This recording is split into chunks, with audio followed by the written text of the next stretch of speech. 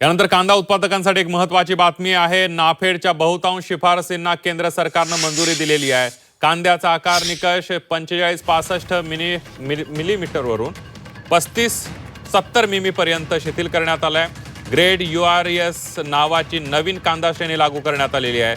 Single handling खरेदी मॉडेलला सुद्धा हिरवा कंदील देण्यात आलेला आहे। तर ग्रेड A आणि ग्रेड URS कांद्याचं स्वतंत्र साठवणीचे आदेश देण्यात आलेले आहेत। नाशिकच्या वंचित तालुक्यांमध्ये नवीन खरेदी केंद्रांना सुद्धा मंजुरी मिळालेली आहे।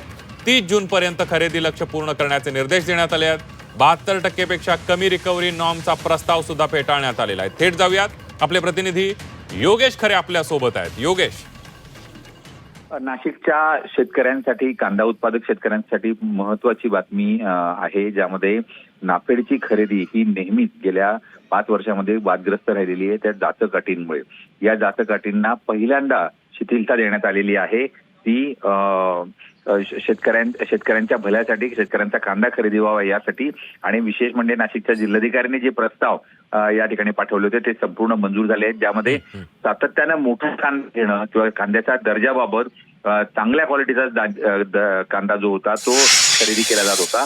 आता त्यापेक्षाही कमी प्रतीचा म्हणजे 35 mm पर्यंतचा जो कांदा आहे तो खरेदी केला जाणार आहे। आणि त्यामुळे सर्वसामान्य शेतकऱ्यांना जो वातावरणामुळे फटका बसला होता आणि ज्याचं उत्पादन कमी साईजचं झालं होतं त्यांना याचा फायदा होणार आहे। आधीच आपण बघितलं 1580 रुपये हमी भाव जो आहे तो कांद्याचा वाढवून देण्यात आलेला आहे, आणि त्यामुळे आता शेतकऱ्यांना मोठ्या प्रमाणात नाफेडला कांदा देता येईल आणि नाफेड बद्दलची जी काही नाराजी शेतकऱ्यांमधली होती ती कमी प्रमाणात होण्यास मदत होणार आहे। अगदी धन्यवाद योगेश दिलेल्या सविस्तर माहितीबद्दल।